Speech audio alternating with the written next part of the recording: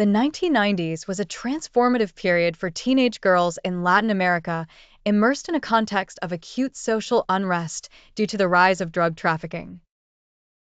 Countries like Colombia and Mexico found themselves ensnared in the web of drug trade and its aftermath, with emblematic crime figures like Pablo Escobar leaving an indelible mark on society.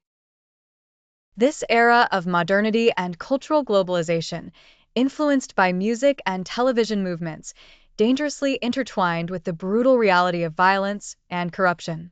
Teenage girls, in their quest for identity, were exposed to the seductive yet perilous promise of drug trafficking. For many young women from economically vulnerable backgrounds, the wealth displayed by traffickers became symbols of a possible escape from poverty, even though the path was fraught with risks. Some fell into the role of girlfriends of traffickers, while others, more intensely involved, joined their illegal operations.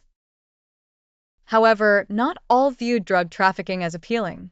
For other young women, the challenge of living under the shadow of drug trafficking incited resistance. Close-knit communities formed within social movements, standing up to the culture of crime and defending human rights. Teenager after teenager discovered her voice and wielded it as a weapon, using art, music, and emerging technologies to fight against the tide.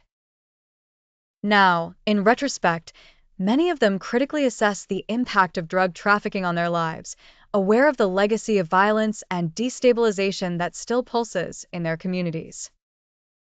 By the end of the decade, with the death of Pablo Escobar and the decline of influential cartels, drug trafficking began to change shape, but the psychological and social scars remained. Today, those teenage girls have become women with exceptional resilience, determined not to repeat the mistakes of the past.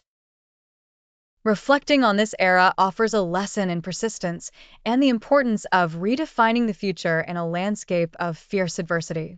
In that duality of glamour and blood, strength found its way, shaping entire generations to resist and rebuild.